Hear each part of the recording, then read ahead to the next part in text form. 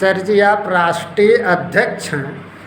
आपसे मैं कुछ सूचना लेना चाहता हूं और आप हमें ये बताएं कि जो हमने कंपनियों में पैसा जमा किया है, इस पैसे की देनदारी सरकार करेगी कि कंपनियां करेगी, कि कंपनियों के कोष सरकार अपने कोष से पैसा देगी, कि कंपनी को नीलाम करके हमारा भुगतान करेगी सरकार? आपका किस कंपनी में जमा है पैसा? मेरा sir Togo retailing marketing limited. कितना जमा है? मेरा 4.5 लाख है सर जी। अच्छा, देखिए आपको हम बता दें, भारतवर्ष की जितनी भी कंपनियां हैं वो सेंट्रल गवर्नमेंट से रजिस्टर्ड थी। भारत सरकार ने उनको रजिस्टर्ड किया था, मार्केट में काम करने का उनको परमिशन दिया था, लाइसेंस दिया था जी सर। और उन कंपनियों से सरकार टैक्स भी ले रही थी। इसलिए ऐसी स्थिति में 2019 में भारत के प्रधानमंत्री आदरणीय नरेंद्र मोदी जी ने 3 लाख कंपनियों पर बैन लगाया है। किसने बैन लगाया है? प्रधानमंत्री महोदय ने लगाया है। ठीक है ना? आपका कहना है कि मेरा पैसा कैसे वापस मिलेगा, कंपनी देगी या सरकार देगी, ये आपका क्वेश्चन है। मैं आपको बता दूं कि जिसने इन देश की तमाम कंपनियों को बंद किया है वही पैसे का देनदार होगा। और कंपनी बंद करने का एक कानून बनाया है भारत सरकार ने, जिसको बट्स एक्ट 2019 कहते हैं, यानी अनियमित जमा योजनाएं पाबंदी कानून 2019। उसमें 2 काम होते हैं, एक तो कंपनी को बैन करता है और दूसरा जो उसमें व्यवस्था दी गई है उसी कानून के तहत 180 दिन में भुगतान की वो कानून गारंटी देता है। और वो भुगतान कंपनी नहीं बल्कि सरकार करेगी और सरकार के माध्यम से प्रत्येक जिले के डीएम को सक्षम अधिकारी बनाया गया है। आपको अपने डीएम के यहाँ आवेदन करना है, आपके जिले का जिलाधिकारी आपका भुगतान करेगा। ठीक है सर जी, जैसे कंपनियों की नीलामी होगी, कंपनियों की नीलामी के बाद हमारा भुगतान होगा कि सरकार जैसे रणनीति बनाती है अपने कोष से, जैसे कोई दुर्घटना हो गई, कोई आपदा हो गई, कोई क्षति पहुंच गई, तो सरकार तो अपने कोष से देती है, अपने कोष से देगी कि कंपनियों को नीलाम करके देगी, कैसे देगी? हम लोग इतना परेशान हैं जिसका कोई जवाब नहीं।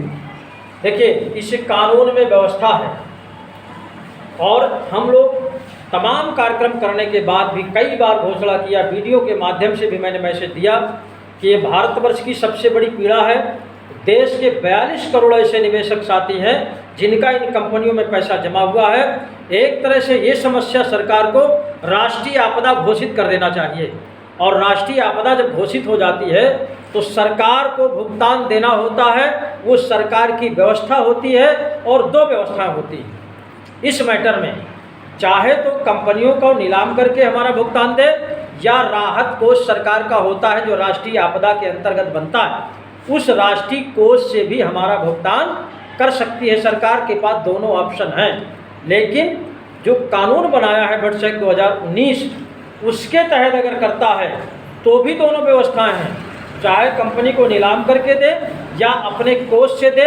इसलिए ये व्यवस्थाएं बनती हैं क्योंकि कानून ये कहता है, जो बट्स एक्ट 2019 बनाया है वो पहले बैन करता है कंपनी को, सरकार ही बैन करती है, बंद करती है, तो वो कंपनियां सरकार के अधीन हो जाती हैं, उनमें सरकार का अधिकार हो जाता है। अब ये सरकार की जिम्मेदारी बन जाती है उनको नीलाम कर दे या अपने कोष से दे, पहले दे या बाद में दे, ये सरकार के ऊपर निर्भर करता है, लेकिन भुगतान करना ही करना है, ऐसा कानून बना दिया है। सर जी, सर, बहुत पूर्व के समय में आप चूँकि राष्ट्रीय अध्यक्ष हैं और उसी अधिकार से जो है हम जनता जनार्दन आपसे पूछना चाहते हैं ताकि हम सारे निवेशकों का जानकारी हो सके कि आखिर पूर्व के समय में जो आवेदन संगठन के माध्यम से जमा किए गए और उन पे प्रधानमंत्री जी को, माननीय मुख्यमंत्री जी को ज्ञापन और अन्य कार आवेदन दिए गए, बट्स एक्ट के तहत भेजे गए, उन बैट्स एक्ट के तहत आवेदन देने के बाद भी आज निवेशकों का भुगतान नहीं हो पा रहा है। इस विषय में सर कुछ कहना चाहेंगे? देखिए, जो बताना बर्ड्स एक्ट चाहेंगे? कानून के तहत आप लोगों के आवेदन जमा हुए हैं, कलेक्टर के यहाँ जमा हुए हैं, तमाम लोगों ने बाई पोस्ट किया है। बहुत से ऐसे ज़िले हैं जहाँ पर काउंटर खुल गया था, हैंड टू हैंड आपके आवेदन जमा हुए हैं, लेकिन उन पर कार्रवाई ना होना ये दुख का विषय है। इसीलिए संगठन संघर्ष कर रहा है और उस कानून की अनुपालना कराने के लिए ही संगठन जिले से लेकर के देश स्तर तक की लड़ाई लड़ रहा है। आने वाले समय में इन्हीं समस्याओं को लेकर के प्रदेश में भी कार्यक्रम लगे हुए हैं। आपके उत्तर प्रदेश में 13 सितंबर 2023 को एक कार्यक्रम लगा हुआ है। इस कानून की अनुपालना कराने के लिए वहाँ पर विधानसभा का घेराव करेंगे। अगर उसके बावजूद भी कोई सफलता हमको नहीं मिलती तो राष्ट्रीय स्तर का एक कार्यक्रम लगा हुआ है 2 अक्टूबर 2023 में दिल्ली में। वहाँ पूरे देश का निवेशक कार्यकर्ता उपस्थित होगा और इस कानून की अनुपालना कराने है हम लोग वहाँ धरना प्रदर्शन करेंगे। इस कानून को लागू करा करके ही हम लोग दम लेंगे, ऐसा हम लोग की प्लानिंग बन गई है। इसके पहले हम लोग का एक कार्यक्रम है, वो भी राष्ट्रव्यापी कार्यक्रम है। 25 अगस्त 2023 को देश के प्रत्येक जिले में प्रेस कॉन्फ्रेंस के माध्यम से सरकार को बताने का काम करेंगे कि अगर हमारा भुगतान नहीं करते तो आपको एक न एक दिन सत्ता छोड़ना पड़ेगा। अन्यथा की स्थिति में ये संगठन इतना उग्र हो जाएगा कि पूरे मतदान का बहिष्कार करा देगा पूरे देश में और भुगतान करा करके ही मानेगा। ऐसी हमारे संगठन की मंशा है। सर, आज पूछती है भारत की जनता आपसे कि जनता अपने आप को ठगा महसूस कर रही है। इतने समय से लड़ाई लड़ी जा रही है, आज जनता अपने आप को ठगा महसूस कर रही है और उसका कारण है आवेदन पे लिखा हुआ 180 दिन का समय। ये बिल्कुल सत्य है। जनता ठगी गई है, पीड़ित है, परेशान है और जब तक भुगतान नहीं हो जाता तब तक ये पीड़ित ही रहेंगे, बल्कि पीड़ा और बढ़ती ही जा रही है, तरह तरह की बढ़ती जा रही है। कहीं आवेदन करना है तो पीड़ित का ही पैसा खर्च हो रहा है, कहीं आंदोलन करना है तो भी पीड़ित का पैसा खर्च हो रहा है, यानी पीड़ा बढ़ती ही जा रही है। और जो कानून में एक व्यवस्था दी गई है कि 180 दिन में भुगतान की गारंटी है, उसी की अनुपालना कराने हेतु संगठन प्रयासरत है और ये राष्ट्रीय स्तर का संगठन है। आपको बहुत कम समय में इस कानून की अनुपालना करवा करके आप सबका एक एक पाई से भुगतान कराने का ये संगठन ने संकल्प ले लिया है। अच्छा सर, एक सवाल और करना चाहेंगे क्योंकि जनता पूछ रही है कि इतने समय के बीच में न जाने कितने अभिकर्ता साथी और भुगतान न मिलने के कारण न जाने कितने निवेशक के सपने अधूरे रह गए। उन सपनों अधूरे रहने के कारण कितने एजेंट साथी, कितने निवेशकों ने मौत को गले लगा लिया है, जो एक अपराध की संख्या में आता है। इसके बावजूद जो है इन ठगों को उस अपराध की कोई भी चीज़ें पे जब्त नहीं सरकार नहीं कर पा रही है। इसका जिम्मेदार कौन है? आखिर किसको जिम्मेदार कहेंगे? आपका कहने का तात्पर्य ये है कि हमारे देश के बहुत से ऐसे निवेशक हैं, बहुत से ऐसे कार्यकर्ता हैं कि भुगतान न होने की दशा में अर्धविक्षिप्त हो गए हैं। जी बिल्कुल यही है। तमाम ऐसे साथी हैं जो मौत को गले लगा चुके हैं, आत्महत्या कर चुके हैं और बहुत से प्रेजेंट टाइम में ऐसे कार्यकर्ता और निवेशक हैं कि जिनका मानसिक संतुलन ठीक न होने की वजह से ग्रह दशा उनकी नाजुक हो गई है।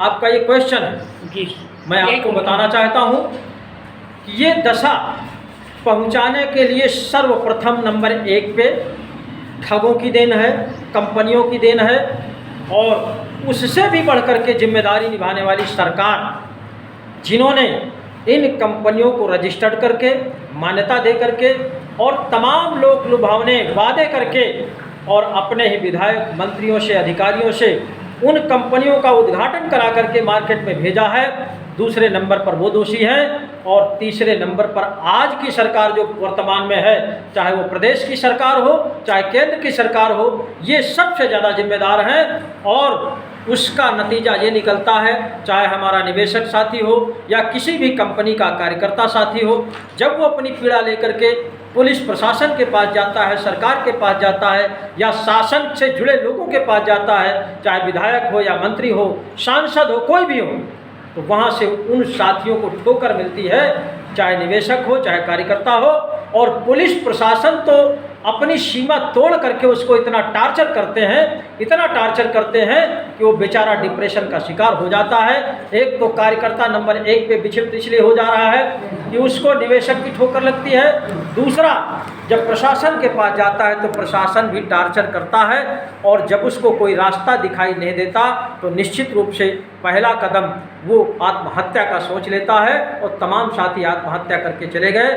जो ये नहीं कर पाते हैं वो अर्धविक्षिप्त हो जाते हैं, मानसिक रूप से प्रताड़ित हो जाते हैं, और गली गली में टहलने को मजबूर हो जाते हैं। इसलिए इस पीड़ा को, इस ऐसी दुर्दशा को, और तमाम जो लोग ऊपर वाले को प्यारे हो गए, इन सब का जिम्मेदार पुलिस प्रशासन, सरकार, शासन, यही सब जिम्मेदार हैं। और इस सरकार को हम आपको सबको मिल करके बताना होगा कि अगर इस पीड़ा का हल नहीं ढूंढा, 42 करोड़ साथियों का भुगतान नहीं किया, तो निश्चित रूप से आने वाले समय में या तो आप भुगतान करेंगे या सत्ता छोड़ेंगे।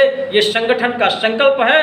पहले भुगतान फिर मतदान का नारा लगा करके हम इस सरकार को सत्ता से उखाड़ फेंकने का काम करेंगे। ये संगठन का संकल्प है। हम सारे निवेशकों का भुगतान हो, यही हमारी कामना है, और इसके बारे में निवेशकगण सदा आभारी रहेंगे। भुगतान होता है।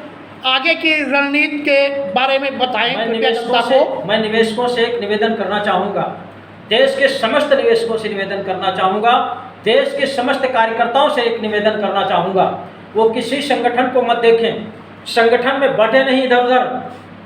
देश में केवल एक ही ऐसा संगठन है जो केवल भुगतान की लड़ाई लड़ता है, और प्रत्येक कंपनी के प्रत्येक निवेशक की भुगतान की लड़ाई लड़ता है, वो है ठगी पीड़ित जमाकर्ता परिवार। और इस संगठन के माध्यम से हम जनमत तैयार करने जा रहे हैं। सबको एक झंडे के नीचे आना होगा, इस संगठन में आना होगा। इस संगठन के माध्यम से ही प्रत्येक निवेशक का कल्याण होगा, प्रत्येक कार्यकर्ता का कल्याण होगा।